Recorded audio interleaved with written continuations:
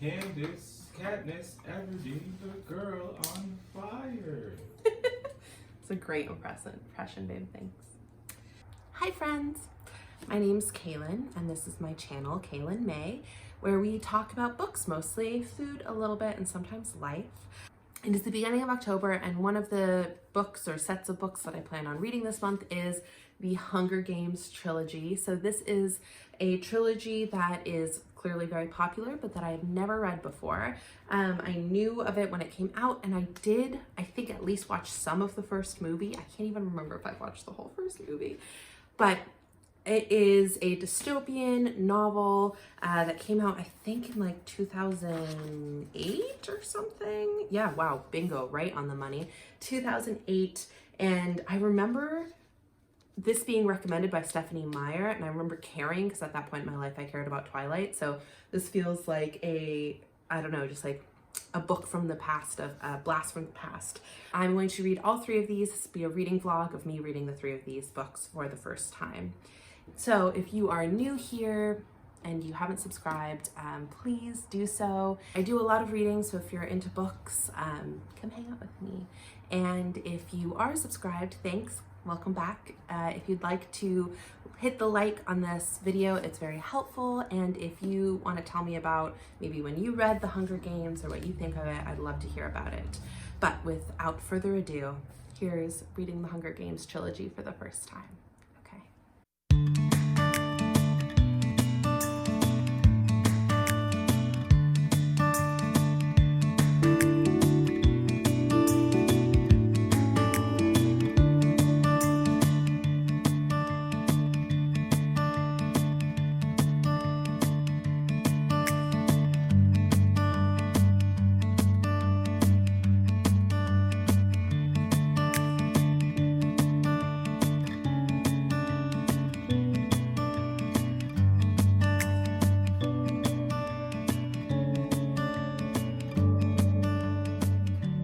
All right, y'all, so I've been reading, I haven't actually had that much time to read in the past 2 days, on and off, but I'm on chapter 7, page 86 of the book now, and I just wanted to give you my first impression, which is, whoa, this is dark.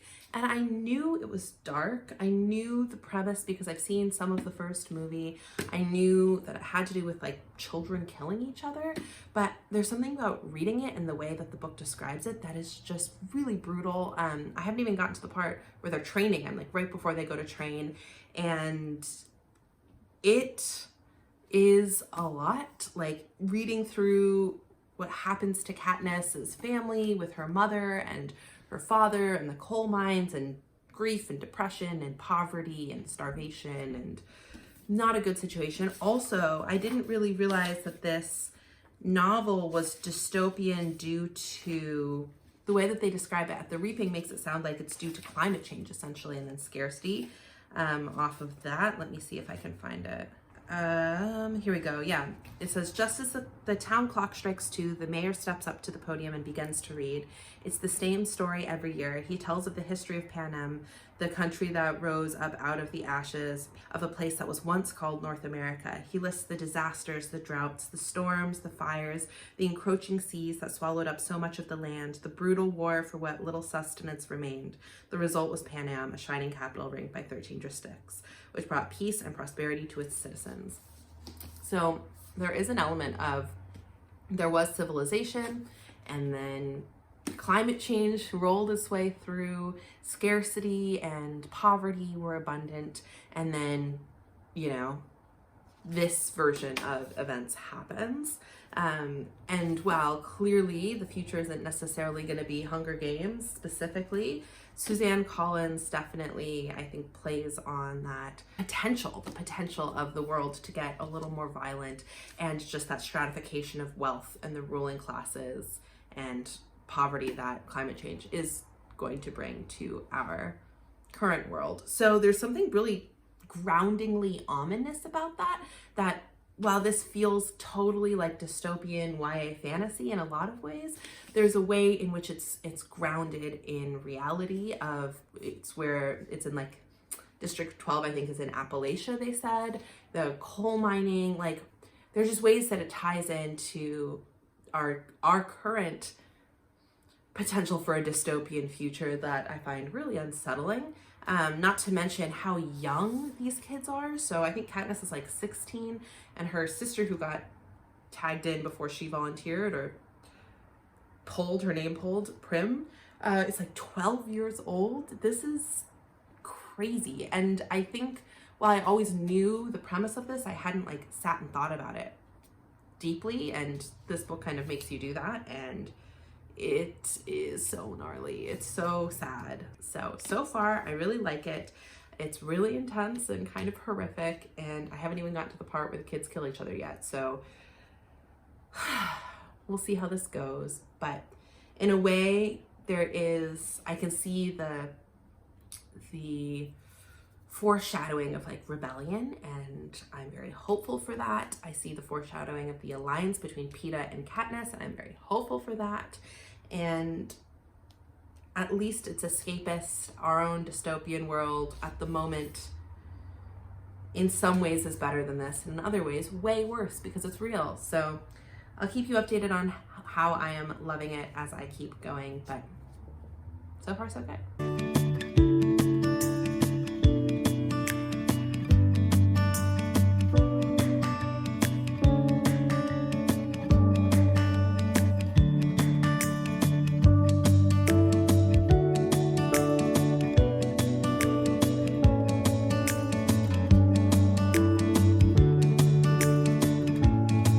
Alright guys, I am now chapter 14, so I've read 7 more chapters. I'm on page 184. I think I'm about halfway through. The Hunger Games has started, and I think I must have seen the movie because I'm visualizing Jennifer Lawrence doing all of this, like the wasps, and I can't remember the fire. I don't remember that there was a fire, but there's a fire in the book. And just like all of the little details, I just have a visualization, or her interview. I remember that. I remember the dress. So I'm pretty sure I actually watched the movie, although I didn't think I had watched the full thing. But I've at least watched up to this part. And I am addicted right now. It is so fast paced. It is so, like, my adrenaline is going. I've just been curled up on this little chair here, reading away.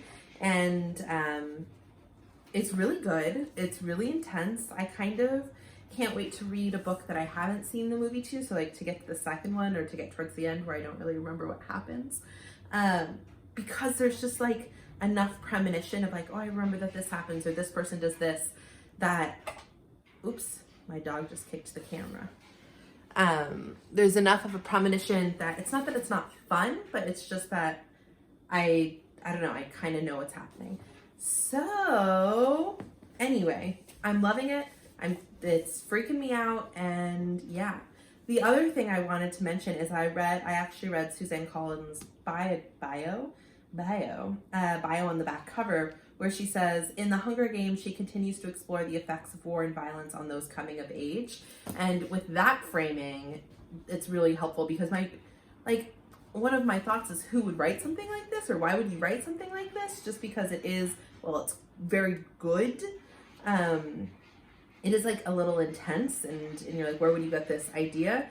But in thinking about the effects of war and violence, like Peeta has this moment where he and Katniss are talking before they go into the Hunger Games, and he's talking about how he doesn't want to lose himself because that's all he has, like, that he owns essentially, and that the games and the Capitol don't own him and his dignity. And just thinking about it in that perspective, I thought was really interesting. And seeing Katniss as a survivor and thinking about, like, I don't know, just thinking about that in terms of maybe capitalism and trying not to lose yourself, or being a survivor and trying to work within a fucked up society, which we're currently living in. So anyway, this is great, has really good themes. It's very engrossing, and I'm just going to keep reading. So, okay, I'll talk to you guys when I'm a little further. Can't stop.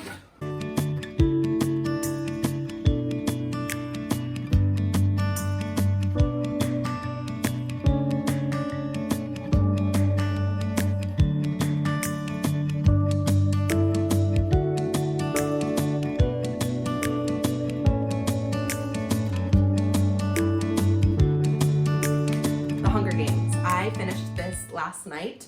at 1 a.m. I raced through till the end because it was just so exciting. Once I got into the part of the actual games, I could not stop reading. I couldn't put it down. So I finished this basically in a day, and I am very excited to get to the second book, Catching Fire, which I will be starting today, and of course taking you along that journey as well. But before I do that, I just wanted to talk about the Hunger Games and my thoughts and sort of wrap up this book real quick. Wow. What a brutal concept. Children killing each other in a gladiator type stadium, marketed as reality TV and also a way to oppress the masses. What a zinger. I really enjoyed actually the sort of political nature of this book and the social commentary nature of this book, and I didn't care as much for the romance side of this book. I know that in order for it to appeal to an audience, they probably wanted to keep, or Suzanne Collins probably wanted to keep, the romance intrigue front and center, but it wasn't the part that I loved about this. What I actually loved about this was the way that Suzanne Collins took us from a familiar reality of war and of climate change and of reality TV, and then spun it into its worst case scenario. So many things felt familiar. The interviews, the camera angles, the producer created love story, all of that, the audience, that all felt very Keeping Up with the Kardashians or Love Island or Naked and Afraid, and not only that, but climate change and the stratification of wealth and the scarcity of resources, all of these things that are currently happening. The climate crisis is currently happening. We're in like the second Gilded Age. There are ways that I think it connected to a lot of the social issues of the current time, and then took them to a extreme place and very violent and brutal place. And so I just thought she did that very, very well, and it actually felt a bit like a warning of what could happen if we don't contain this climate crisis, what could happen if we let capitalism continue to be unfettered, what could happen if we don't deal with the stratification of wealth and inequality, what could happen if we leaned into our worst impulses, our impulses for violence, for greed, for individualism. And I appreciated that quality of the book. I really connected to some of the characters. Katniss was one who I just loved. I understood where her anger was coming from. I understood where her desperation was coming from. I understood where her will to like fight and live was coming from. And I loved watching her wake up to rebellion, to going from being a survivor and just a fighter to somebody who is disillusioned with the system because it has always failed her and it has always failed everyone she loved, and now she might want to do something about it. And you know, her life is also at stake, so that's, you know, a great motivation in and of itself. I also loved her relationship with her sister Prim and with Rue. Rue's death was awful. It was the worst part of the entire book for me, and I'm sure it was meant to be. And it kind of served as her wake-up call in a way, and her connection to other districts, and it was just so beautifully written and heartbreaking.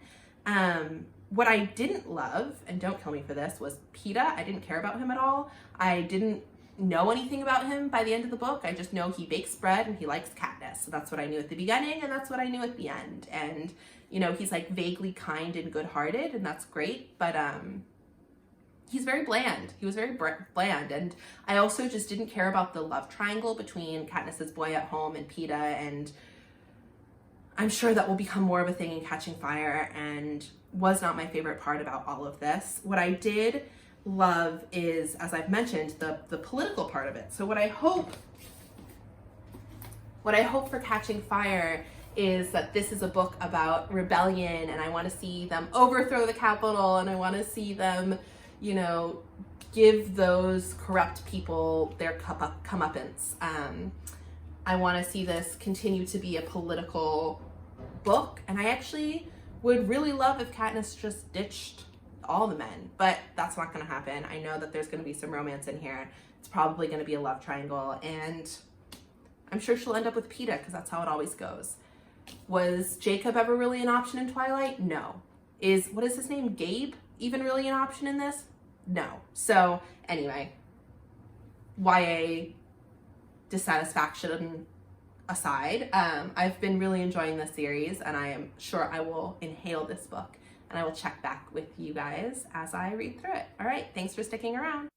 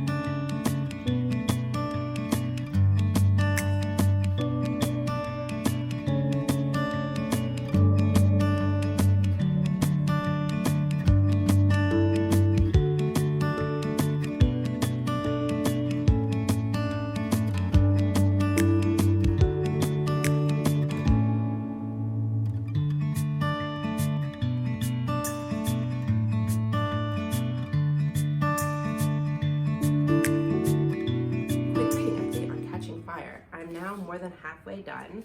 I'm on page 225, and I'm right as Katniss and Peeta are back to, they're about to go into training for the Hunger Games, or that weird training round right before they go into the game, so they're already in the capital. So much has happened. Holy smokes, this book is ridiculous. And yet here we are. It's still the beginnings of a rebellion. We're not quite at the rebellion yet. We have to go through another Hunger Games. I'm partially frustrated by it, but it seems like this is a book about Katniss's radicalization, and maybe Mockingjay, even given the title Mockingjay, might be the book about the rebellion. But there's rebellions happening in all these other districts. There are so many reasons why the rebellion hasn't quite started yet in District 12, even though people are fed up and oppressed and starving and suffering. But the capital and President Snow have been very strategic, and at the moment it seems like everyone's kind of playing along, although Katniss is particularly traumatized and brutalized in terms of people in her life being specifically sought out and harmed. There's a new interesting dynamic between her and Haymitch and Peeta, which I've been really enjoying. There's been this sort of dynamic of the capital realizing that the games aren't just for their enjoyment, that they're actually a form of oppression, a tool of oppressing the districts, because having all of their previous victors, their celebrities, their champions have to go back into the arena is not what any of them would want. So it's a weird conversation about that, and I don't know, it's really good. It's really good. Ironically, even though at the beginning of the novel it definitely played up the Gale-Peeta situation a little bit more, right now it's back into being about survival, back into being about trauma and surveillance capitalism and all the things that I'm enjoying. So I'm really loving this. This is a incredible book. I know she comes through the Hunger Games because there's a third book and there's no way for her not to, but it does feel pretty wild to watch her going back in there. And my predictions now have shifted. At first I wanted this to be the book about rebellion. I think this is the book where the spark has started, to use the first part's words, is that this is where not only the districts spark off and find their own power, but also Katniss gets radicalized, and probably Peeta too. And then in Mockingjay, I think we'll get the revolution. I hope. But she's slowly realizing that playing along with the Capitol's games just does nothing for her. She tried to be fake in love with Peeta and do this whole wedding, didn't matter. She tried to stay away from Gale, didn't matter. She tried to do what she needed to do, doesn't matter. So now it's a different strategy, and I'm enjoying watching that strategy unfold. Okay, I'm going to read this. I made some tea, which I'm gonna go grab, and I think I'm gonna finish this within the next couple hours. I just can't stop reading it. Yay! Okay, talk to you soon.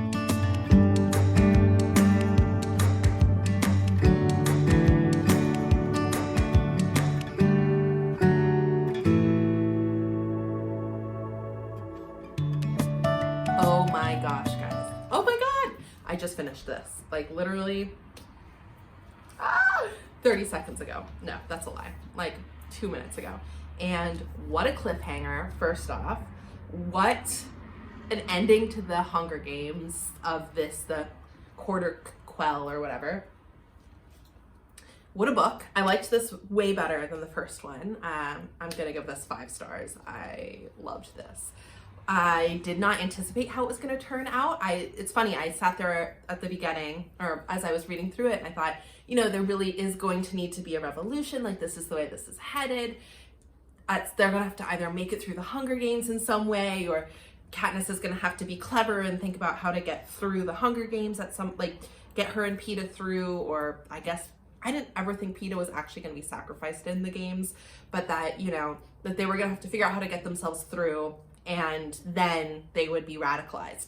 No, what I did not anticipate is that people were already working on it, that there already was a rebellion outside of them, that Katniss is only 17, and while she is dealing with a huge amount of trauma and PTSD and nightmares and awful shit in this book, she actually is getting radicalized, but doesn't have time or context to get herself beyond just like her individual experience of it yet. She hasn't interacted with the movement in any big way, and the movement has built both around her as the Mockingjay and as the symbol, but also without her. And I think that was something that was interesting, is she sees it as a betrayal when she comes out of the games and she realizes that like Haymitch and the other victors had already had this plan, and that there was a District 13 that had this hovercraft, and that all of this, there was a rescue that was coming and all this stuff. And I know she really thought of that as like a personal betrayal, but I read that as the adults are taking this on, you know, like the adults are working on this, that there are people who are already a part of the revolution, there are people who are already part of the rebellion, there's already strategy, it's not random, there's already strategy, there's already a whole point to this, and that she needs to play a part of it. And I do understand her frustration and sort of her trigger of, I'm playing a part of something without having an active role and without having agency and without doing it intentionally.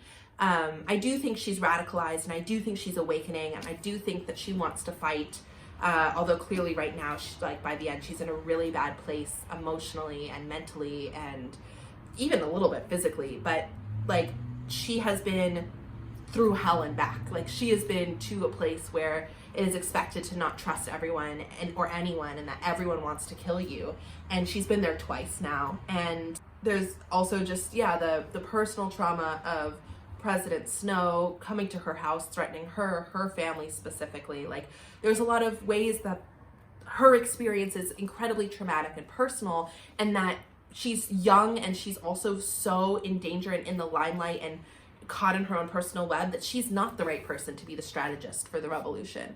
She might be the Mockingjay, and she might be the right person for that, and she might be the person to like be one of the spokespeople of the revolution and step into a role in the third book, which I'm excited about. But I do think that of course the adults are thinking about this differently. Of course people with different skills and different knowledge and different power pulls and different contexts are able to come through in a way that she's not, because she is just dealing with things. Like, she is just trying to stay alive. She just has to survive, which is both her experience and also just like her role. She's literally she has to stay alive. And I loved it. I did not expect it. Also, that they bombed District 12. What? Like, I can tell Mockingjay is going to be insane. I hope it's written the way that this one was. I also I know I said, like, I think I'm getting to know Peeta a little bit more. He still feels really bland to me. He still feels like he likes bread, he likes painting. He's a little political, and he's in love with Katniss, and that's what I know. So it's very interesting to see that, like, I don't care about Peeta still. Gale, I care a little bit more about, but I still want Katniss to just, like, live her own life, you know? I still want her to just, like, be a part of this rebellion, be there for her family, peace out with the boys. The part right before she goes into the part of the interview, the passage of the interview. I had to read out loud for a second time to my boyfriend in the kitchen because I was freaking out when her wedding dress turned into a mockingjay, when PETA said that she was pregnant and that they had already been married, when they were all the victors held hands, and it just felt like I was like whooping my fists and just almost in tears. I was so excited. So I don't know, I had a way bigger emotional reaction to this book in the more like engaged positive sense. The Hunger Games just just felt brutal and sad, and also I already knew so much of what was happening in that book. So I liked this one better. I'm excited for Mockingjay, and I have no clue why I'm 12 years late to this series. I'm just so late on the Hunger Games train, and you know what? I probably could have started reading these earlier because I would have loved it. All right. I'll check in with you as I start the next book.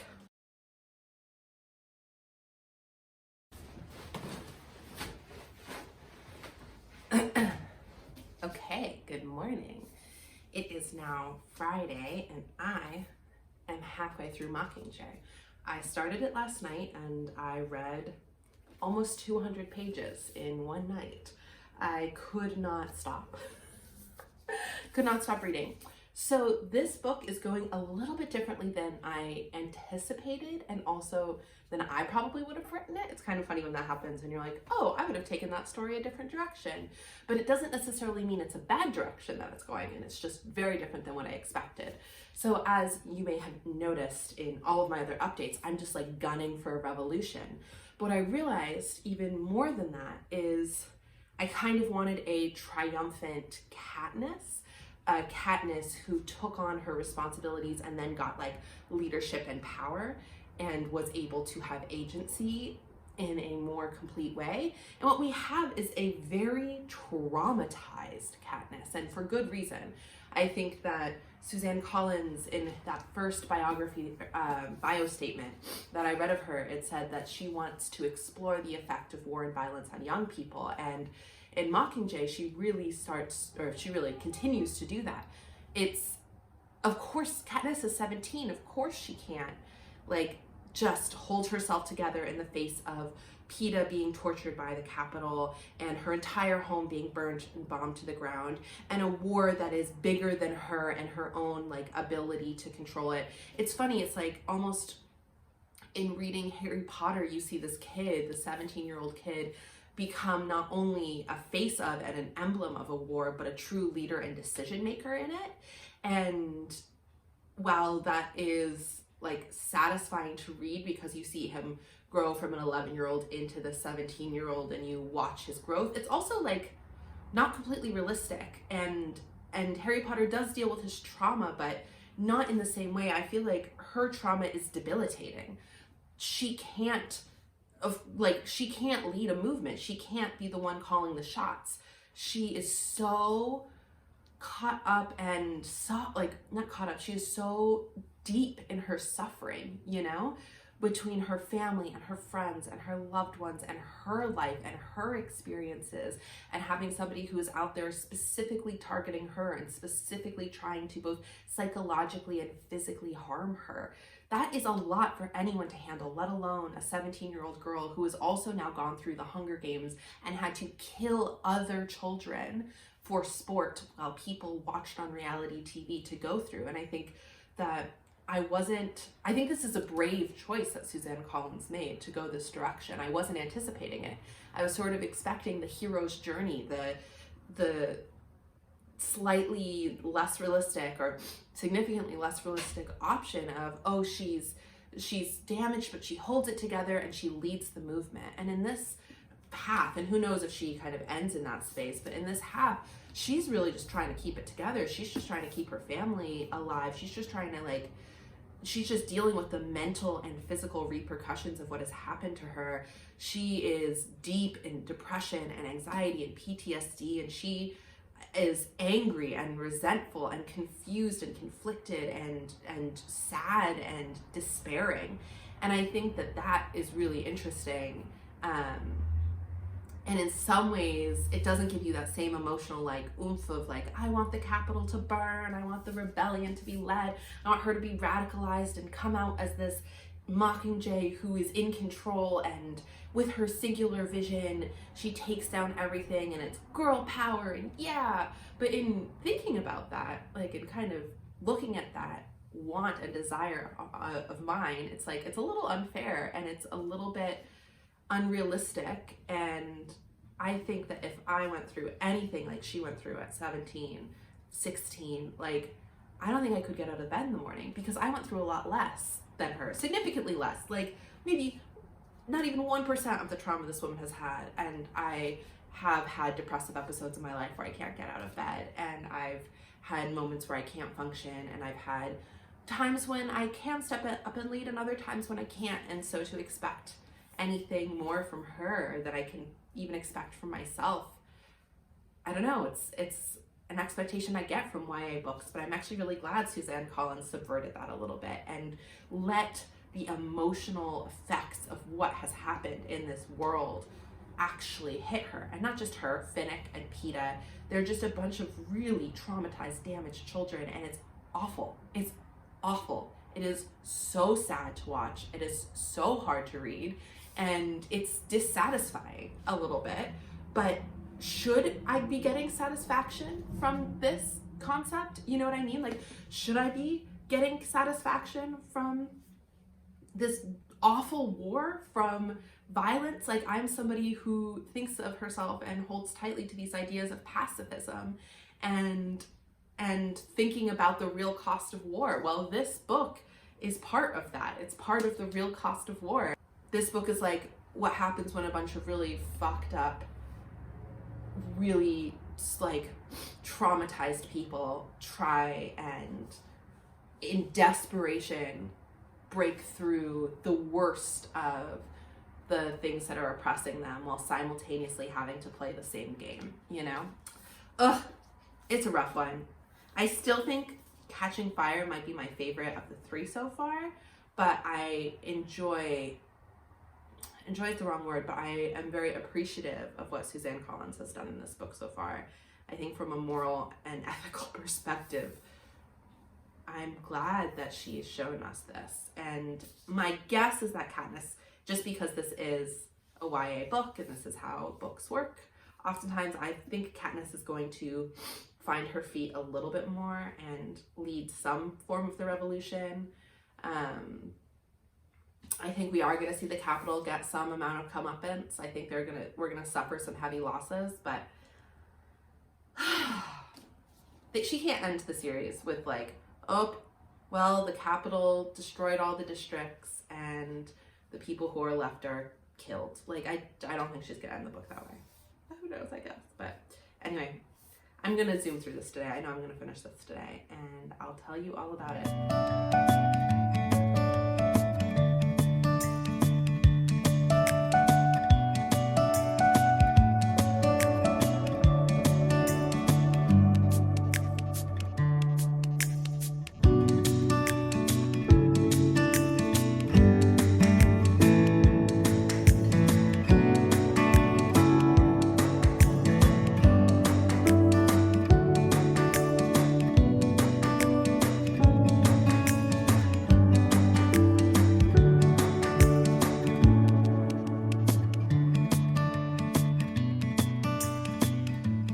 All right, y'all, I have done it. I have officially finished the entire Hunger Games trilogy. I finished Mockingjay last night.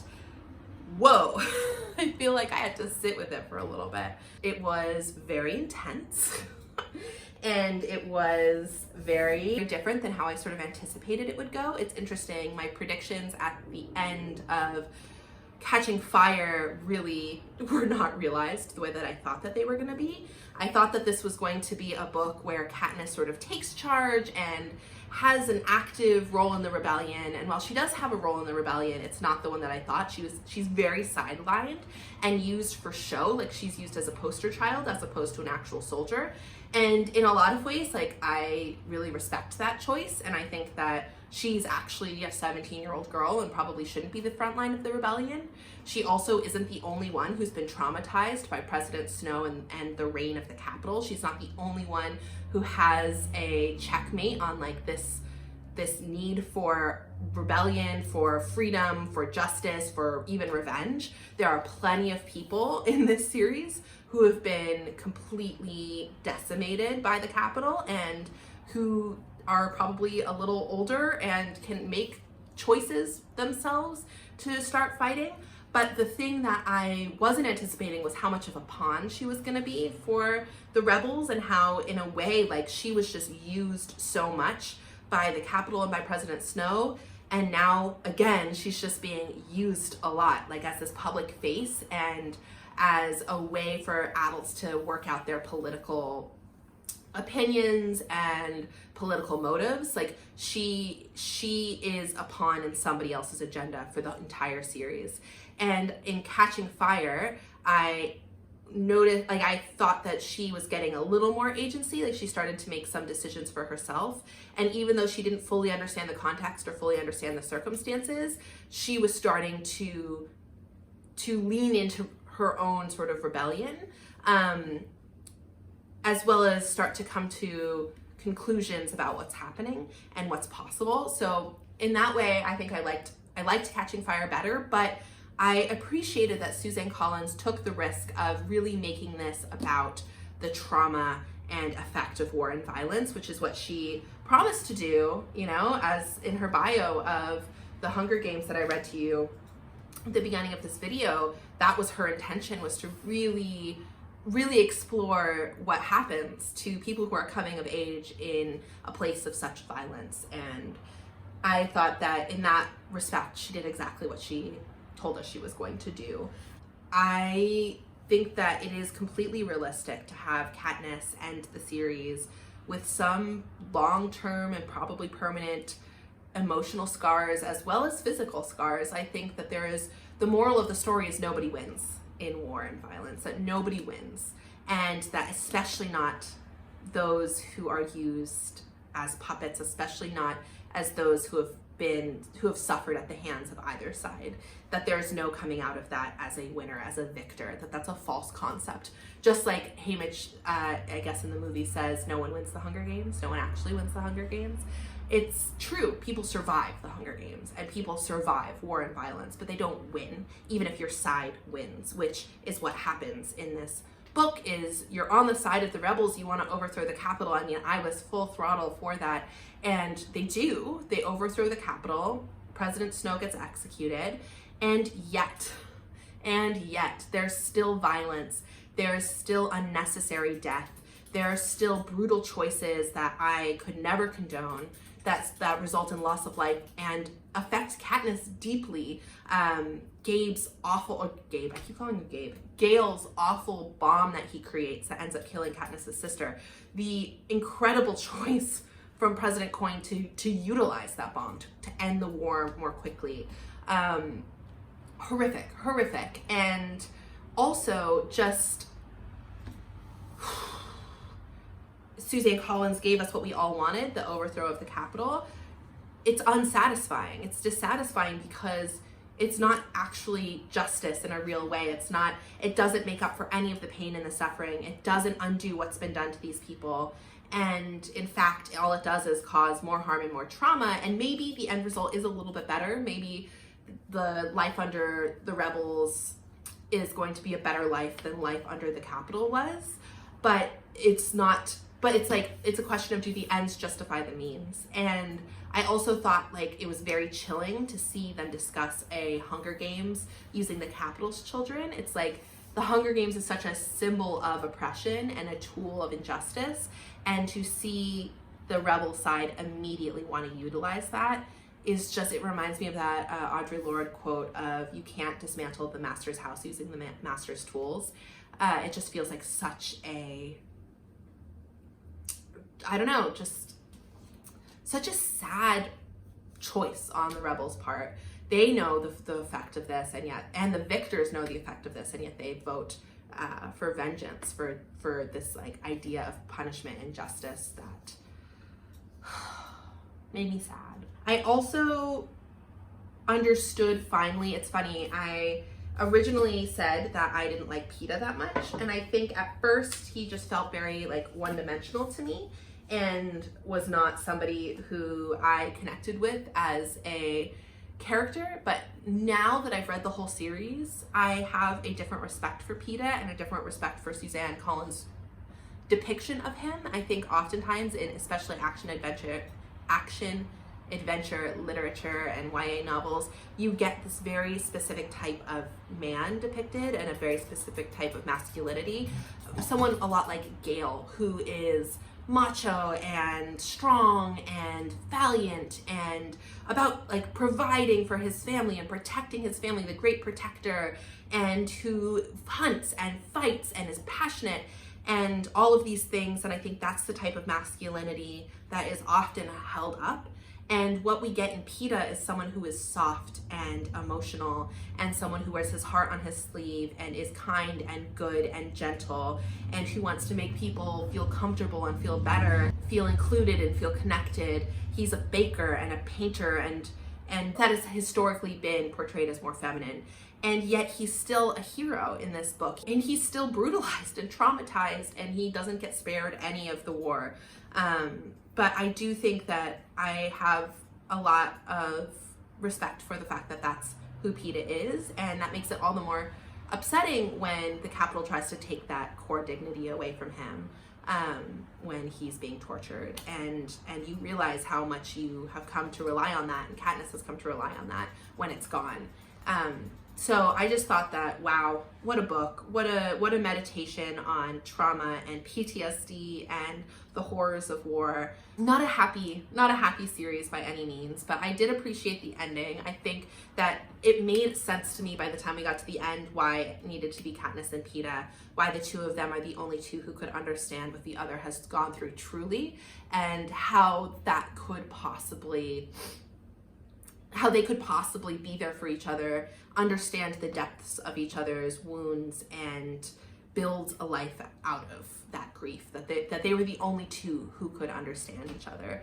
And so I definitely understood that's a bigger motivation for me, for the two characters to come together, than any other case that had been presented in the book thus far, of Peeta having a crush, or of